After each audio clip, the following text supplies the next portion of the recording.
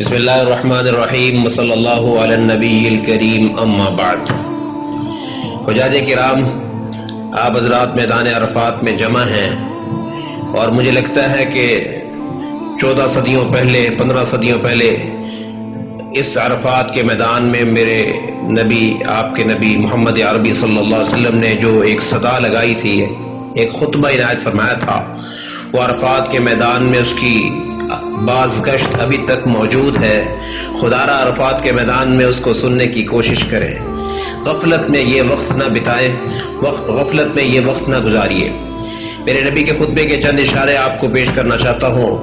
اذا كان يوم الحج اتى رسول الله صلى الله عليه وسلم عرفة فنزل بها حتى اذا زاغت الشمس امر بالقصوى فرحلت له فأتى بطن الوادي فخطب الناس خطبته التي بين فيها ما بين۔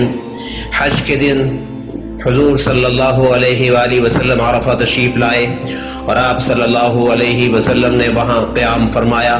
جب سورج ڈھلنے لگا تو آپ صلی اللہ علیہ وآلہ وسلم نے اپنی اونٹنی قصوہ لانے کا حکم فرمایا۔ اونٹنی تیار کر کے حاضر کی گئی تو آپ صلی اللہ علیہ وآلہ وسلم اس پہ سوار ہو کر بطن وادی میں تشریف فرما ہوئے اور آپ نے اپنا وہ خطبہ ارشاد فرمایا جس میں دین کے اہم امور بیان کیے گئے۔ حجاج کرام، یہ میرے اور آپ کے لیے بھی تھا، قیامت تک کے آنے والے امت کے لیے تھا۔ اگر ہم نے میدان عرفات میں اس خطبے کے پیغام کو اگر اپنی زندگی میں لانے کا فیصلہ نہیں کیا تو شاید ہم بہت بڑی حج کی روح سے محروم ہو گئے۔ فحمد اللہ واثنى علیہ قائلا لا الہ الا اللہ وحدہ لا شریک لہ صدق وعدہ ونصر عبدہ وہزم الاحزاب وحدہ۔ آپ صلی اللہ علیہ وآلہ وسلم نے اللہ تعالیٰ کی حمد و ثنا کرتے ہوئے خطبے کی ابتدا فرمائی تھی کہ اللہ کے سوا کوئی کرتا دھرتا نہیں ہے۔ اپنے ارمان، اپنی امیدیں اللہ سے لگا لو۔ حج پہ آئے ہو، آج کے بعد کسی اور سے امید مت لگانا۔ وہ یکتا ہے، کوئی اس کا شریک نہیں۔ اللہ تعالیٰ نے اپنا وعدہ پورا کیا، اس نے اپنے رسول کی مدد کی، تنہا اس کی ذات نے باطل کی ساری مجتمع قوتوں کو زیر کر دیا۔ ایھا الناس اسمع قولی فإنی لا ارانی وإیاکم ان نجتمع فی ھذا المجلس ابدا بعد عامی ھذا۔ لوگو میری بات سنو، میں نہیں سمجھتا کہ آئندہ کبھی بھی ہم اس طرح کسی مجلس میں یکجا ہو سکیں گے اور شاید اس سال کے بعد میں حج میں بھی نہ آ سکوں۔ اس لیے میری ان باتوں کو توجہ کے ساتھ سنو۔ ایکوالٹی آف ہیومینٹی، مساوات انسانی کا تصور دیتے ہوئے فرمایا ایھا الناس ان اللہ یقول یا ایھا الناس انا خلقناکم من ذکر و انثی وجعلناکم شعوبا وقبائل لتعارفوا ان اکرمکم عند اللہ اتقاکم فلیس لعربی علی عجمی فضل ولا لعجمی علی عربی ولا لأسود على أبيض ولا لأبيض على أسود فضل إلا بالتقوى۔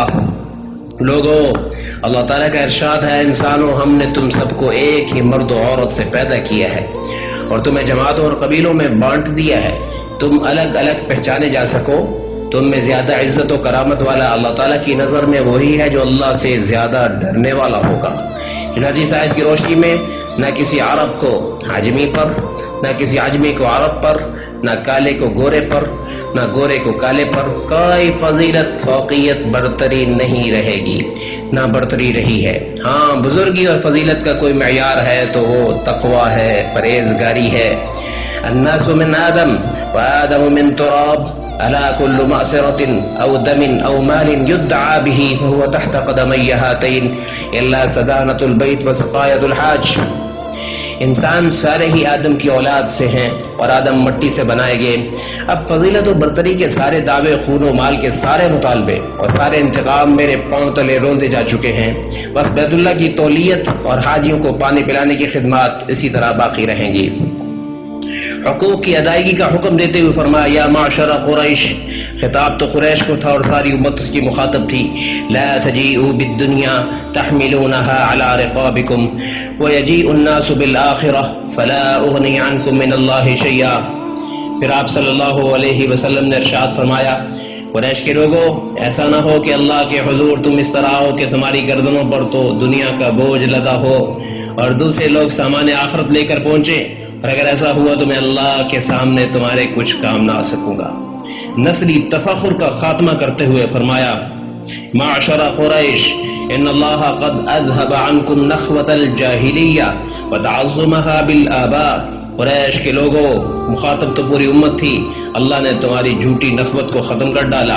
باپ دادا کی کارناموں پر آج کے بعد فخر و مباحثت نہ کرنا، ایمان اور عمل کی بنیاد پر برتری کے فیصلے ہوں گے، نہ کہ باپ دادا کے کارناموں پر۔ زندگی کے حق کے بارے میں فرمایا، رائٹ آف لائف، ایھا الناس ان دماءکم واموالکم وأعراضكم عليكم حرام إلى أن تلقوا ربكم كحرمة يومكم هذا وكحرمة شهركم هذا في بلدكم هذا وإنكم ستلقون ربكم فيسألكم عن أعمالكم۔ لوگو، تمہارے خون و مال اور عزتیں ہمیشہ کے لیے ایک دوسرے پر قطعاً حرام کر دی گئی ہیں۔ حج کے لیے آئے ہو، آج کے بعد کسی کی بے عزتی نہ کرنا، کسی کی عزت سے نہ کھیلنا، کسی کو ذلیل کرنے کی پلاننگ نہ کرنا، کسی کی غیبت نہ کرنا، کسی کی چغلی نہ کھانا، کسی پر الزام تراشی نہ کرنا۔ ان چیزوں کی اہمیت ایسی ہے جیسے اس دن کی، اس ماہ مبارک ذی الحجہ کی، ذی الحجہ کو اہمیت دیتے ہو، عرفات کو اہمیت دیتے ہو، 9 ذی الحجہ کو اہمیت دیتے ہو، تو ان باتوں کو بھی اہمیت دو۔ تم سب کو اللہ کے حضور جانا ہے اور اللہ تعالیٰ تم سے ایک ایک عمل کی باز پرس کرنے والا ہے۔